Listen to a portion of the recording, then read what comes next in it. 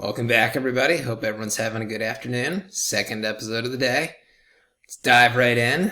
Market's still right around 30,000. Nothing really new. Again, as I went over in the last video, shorts are in control. Funding rates are negative, meaning there's a much greater demand for short positions than long positions. Whales are buying a lot, which happens when prices are low. Institutional traders seem to be a little skittish. Retail traders aren't really that interested in the markets these days. And Asian traders are trading very heavily. We're not sure on which side, buy, sell, long, short, but the Terra debacle seemed to really stimulate them. So let's move on. So I've been comparing 2018 to 2022 a lot, so I decided to look at the charts to see how similar the price action is. I've said 30,000 now is sort of the equivalent of 16,000 back then. So here's the 2018 chart. So the 6,000 floor price, so it looks like it was at that for about 5 months here, and then it suddenly fell through that floor price and went down to about 3,000, 3,500 for another 5 months.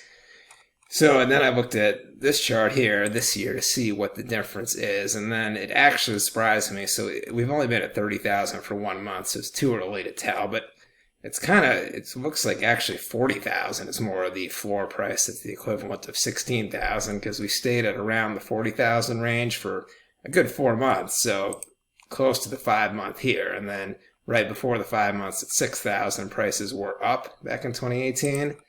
And then same thing with here, right before the 4 month period at 40,000. So like 6 months ago we're talking about, prices were up too. So the shape is pretty similar. So the conclusion would be, maybe 40,000 floor price, not 30,000. We just need to go a couple months at the 30,000 range, and then prices will go back up like they did here, go back up to 40,000 and beyond.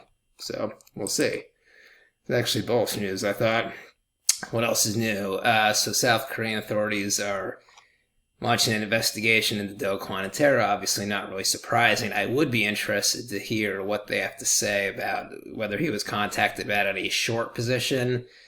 Because we still don't know if anyone opened up a short position against UST. We know that $280 million of UST was sold at once in 4 different transactions of over a 4-minute period, but we don't know if there was a corresponding large, say like $100 million short position against UST, because if there was, then it was likely a deliberate attack. If there wasn't, it might have just been a coincidence that the $280 million was dumped all at once. So that is something that I would definitely like them to ask him, because if there was a short position opened on an exchange, then the exchange it's private. They're not going to say that.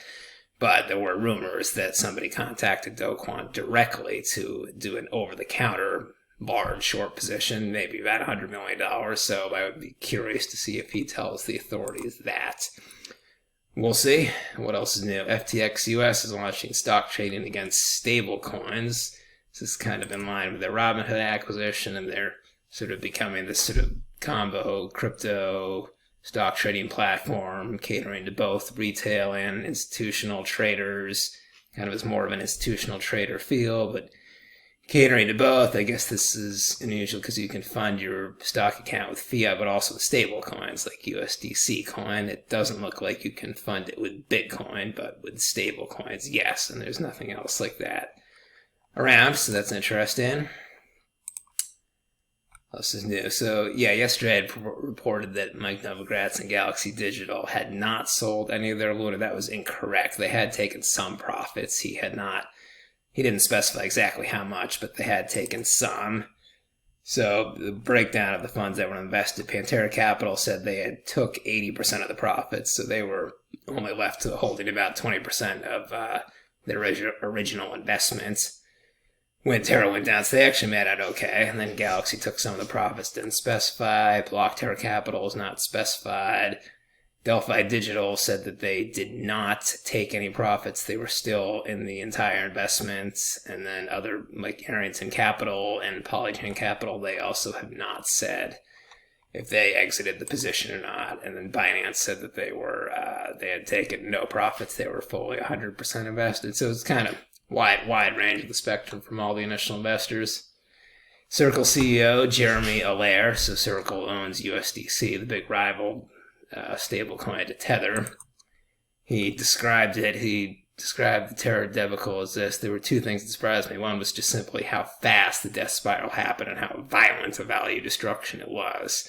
I was just speechless, literally. I'd never seen something evaporate that quickly. So, violence, that's a good way to describe it. And then other people are kind of making the comparison. The only other thing in crypto which is like it was the Mt. Gox implosion in terms of just how quickly wealth evaporated, which I would agree with. So I decided to look back at Mt. Gox and just see kind of how quickly that went down. Terra was about 3 days, it just went to zero. Mt. Gox would all start February 10th here. Mt. Gox, which they had about 70% of total trading volumes of exchanges back then. February 10th, they announced they were halting withdrawals, and then that same day, the BTC price crashed 20% just on that news because they were the one go-to exchange. So that was February 10th. Next update, February 21st, withdrawals obviously still had not been opened up then, which they never were. So 11 days later, there was some positive news. Maybe they could get around that. It's not really worth it to mention that, but it is interesting, the spread between Mt. Gox and Bitstamp, the number 2 exchange. So you could buy BTC for $123 on Mt. Gox, and it was $566 on Bitstamp, the spread, because rumors had gotten around that if you bought at Mt. Gox, they weren't allowing any withdrawals, so you wouldn't get your money back.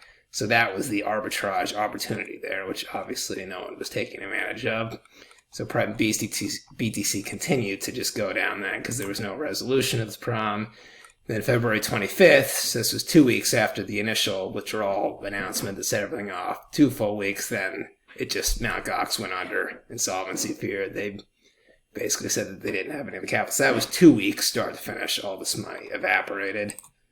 And the price, it's worse than it looks here. So BTC went from about 1,000 down to about 400 over a 1 to 2 month period. And the actual Mt. Gox thing lasted about 2 weeks, so it was just a quick evaporation. It wasn't quite as quick as Terra's 3 days, but in terms of the just overall effect, it was pretty similar. So then what is, a lot of people want, so, Tether and USDC, those are the two those are the two collateralized stablecoins. They are non-algorithmic stablecoins. I think everyone can agree going forward, the big stablecoins are going to be the ones backed by reserves, not algorithmic. So the main difference between these two is algorithmic stablecoins, there's the incentive-laden swap that you can do. You could have always swapped UST for Luna at any given time. So if the price of USDC fell below $1, then you could always swap it for an equal amount. That's what caused the cascading decrease in prices and sales. But Tether and USDC, there's no equivalent of that. So if the price loses its peg, people might sell it just because they fear it's going to go under. They might panic sell, but there's no equivalent of like a swap where they can swap the Tether for something else. So there's no arbitrage opportunity people will be taking advantage of. So that's good. Just, in my mind, reduces the chances of it imploding. And then what is Tether backed by is always the question. So they've broken down the categories. So they're $74 billion. It's backed by 75% cash and cash equivalents, 12% secured loans, 10% corporate bonds, 1% other investments, and then the cash, the 75% cash broken down at 65% commercial paper, 24% fiduciary deposits, 3% cash, 3% reverse repo notes, 2% treasury bills. So they've broken all the reserve down to categories. They haven't said what it is. Like, they have the secured loans, 12%. They haven't said, like, so what are those loans in? 10% corporate bonds. They haven't said, like, what type of corporate bonds, what the rating is. So I guess that's where it's kind of murky. So they've gone through audits. They've categorized all their, they've sectioned it off to how the reserves are broken up. They haven't actually said what a lot of the reserves are in. So, I think Tether did go under. I doubt, you probably wouldn't be collecting 100%, but, they might be able to pay out 60% of the dollar, or 70 cents on the dollar, 50 cents on the dollar, something like that, whereas USDC is a little more transparent, obviously, because it's a U.S. company. That's all for now. See everyone tomorrow with a new episode. See you later.